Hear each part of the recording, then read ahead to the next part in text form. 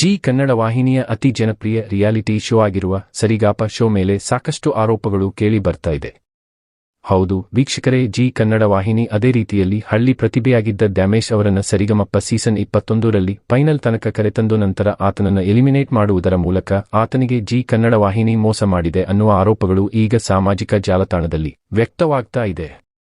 ಜೀ ಕನ್ನಡ ವಾಹಿನಿ ಮತ್ತು ಕೇವಲ ಟಿಆರ್ಪಿ ಹೆಚ್ಚಳ ಮಾಡಿಕೊಳ್ಳುವ ಉದ್ದೇಶದಿಂದ ಹಳ್ಳಿ ಪ್ರತಿಭೆಗಳನ್ನ ಫೈನಲ್ ತನಕ ಕರೆತಂದು ನಂತರ ಅವರನ್ನ ಎಲಿಮಿನೇಟ್ ಮಾಡುತ್ತಿದೆ ಅನ್ನುವ ಆರೋಪಗಳು ಕೇಳಿ ಬರ್ತಾ ಇದೆ.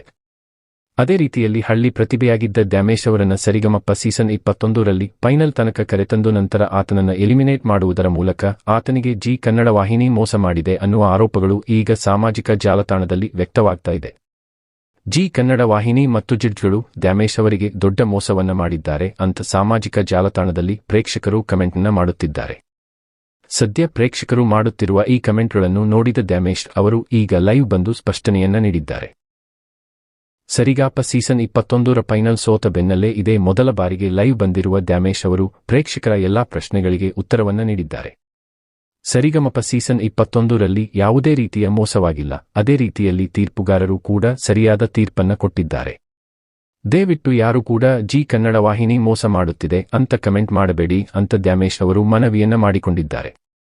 ದ್ಯಾಮೇಶ್ ಮತ್ತು ಬಾಳು ಬೆಳಗುಂದಿ ಅವರನ್ನ ಕೇವಲ ಟಿಆರ್ಪಿ ಹೆಚ್ಚಳ ಮಾಡಿಕೊಳ್ಳುವ ಉದ್ದೇಶದಿಂದ ಜೀ ಕನ್ನಡ ವಾಹಿನಿ ಫೈನಲ್ ತನಕ ಕರೆದುಕೊಂಡು ಬಂದಿದೆ ಅಂತ ಸಾಕಷ್ಟು ಜನರು ಕಮೆಂಟ್ನ ಮಾಡುತ್ತಿದ್ದಾರೆ.